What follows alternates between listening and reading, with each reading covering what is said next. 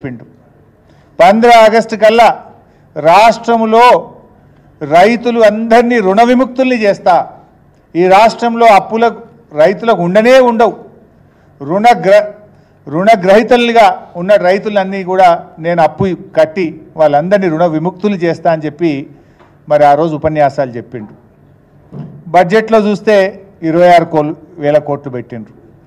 అసెంబ్లీలో నేను అడిగిన ఆ రోజు బడ్జెట్ మీద నేను మాట్లాడేటప్పుడు మీరు ముందేమో మేనిఫెస్టోలో ఎలక్షన్ టైంలో 40,000 కోట్లు అన్నారు, క్యాబినెట్ మీటింగ్ పెట్టి 31,000 కోట్లు అని చెప్పారు, బడ్జెట్లోనేమో 26,000 కోట్లే పెట్టినరు. మరి ఎవరికి ఎగబెడతారు? 26,000 కోట్లు ఏ రకంగా సరిపోతాయి అని చెప్పి ఆ రోజు అసెంబ్లీలో గట్టిగా నిలదీసినాం. రైతు రుణమాఫీ మీద, రైతు భరోసా మీద అసెంబ్లీలో చర్చ పెట్టాలని చెప్పి పట్టుబట్టాం. కానీ ప్రభుత్వం శాసనసభను వాయిదా వేసుకొని ముఖం చాటేసి చర్చ పెట్టకుండానే అసెంబ్లీలో పారిపోయింది, చేతులెత్తింది కాంగ్రెస్ ప్రభుత్వం.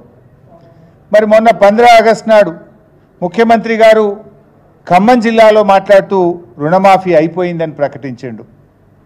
సరే నిజంగానే చేసిండేమో లెక్కలు చూసినాం. లెక్కలు చూస్తే ఆయన చేసింది 17,000 కోట్లు 22 లక్షల మంది రైతులకు మాత్రమే చేసిండ్రు. అసెంబ్లీ ఎన్నికలప్పుడు ఏం చెప్పిండ్రు?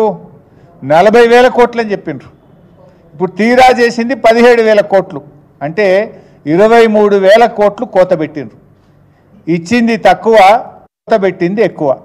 ఇచ్చింది 17,000 కోట్లు, కోత పెట్టింది 23,000 కోట్లు.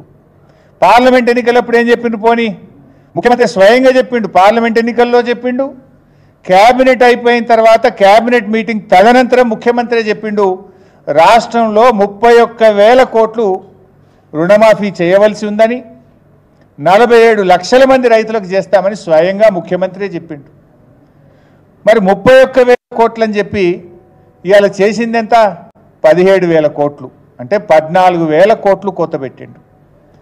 14,000 కోట్లు కోత పెట్టి రుణమాఫీ అయిపోయిందని మాట్లాడతాడు. నీది నోరా మోరా? ముఖ్యమంత్రి ఏం మాట్లాడిండో కూడా ఒకసారి చూపిద్దాం, మీరే చూడండి ఒకసారి.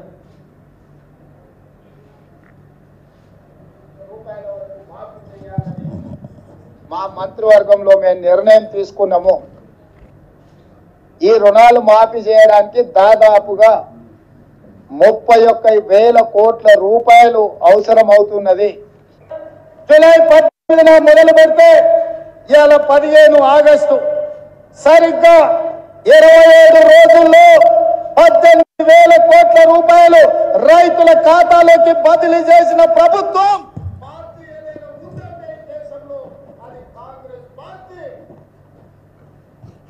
ఆయనే స్వయంగా చెప్పిండు 31,000 కోట్లని. అది క్యాబినెట్ మీటింగ్ యొక్క రిజల్యూషన్. నేనేం చెప్తాడు? ఖమ్మంలో 18,000 కోట్లు చేసిన అంటాడు.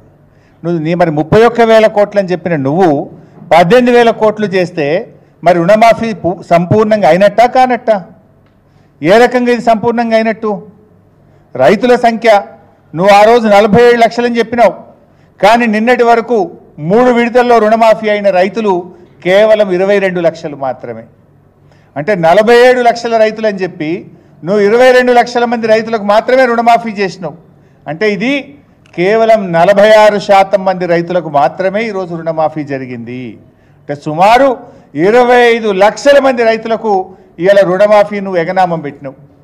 25 లక్షల మందికి రుణమాఫీ చేయకుండా, 54% రైతులకు రుణమాఫీ చేయకుండా నువ్వు రుణమాఫీ అయిపోయిందని చెప్పి గొంతు బిగ్గ చేసుకొని అరిచినంత మాత్రాన రుణమాఫీ జరుగుతుందా? ఇది మోసం కాదా? ఇంకా ఈయనేదో గొప్ప పని చేసినట్టు ఈ పాటి పనికి సిగ్గు లేకుండా ఆయన 100 మాదిగలు కలిసి రుణమాఫీ చేసినామని చెప్పి సంకల్పం గుద్దుకుంటున్నారు. వంది మాదిగలు ఇవాళ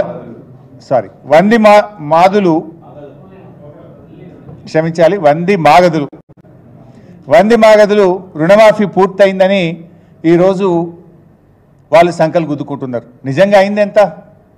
అయింది తక్కువ, కానటువంటి రైతులు ఎక్కువ. 54% మంది రైతులకు రుణమాఫీ కాలేదు. ఇవి నేను చెప్పిన లెక్కలు కాదు, స్వయంగా క్యాబినెట్ నిర్ణయాలు. క్యాబినెట్ అయిన తర్వాత ముఖ్యమంత్రి చెప్పిండు ఇది 31,000 కోట్లని 47 లక్షల మంది రైతులకు రుణమాఫీ చేస్తాం ఆగస్టు 15లోగా అన్నారు. కేబినెట్ నిర్ణయం అన్నారు, కానీ చేసింది 17,000 కోట్లు, జరిగింది 22 లక్షల మంది రైతులకు. అంటే ఈ ప్రభుత్వం ఇవాళ రుణమాఫీ విషయంలో పూర్తిగా ఫెయిల్ అయిపోయింది.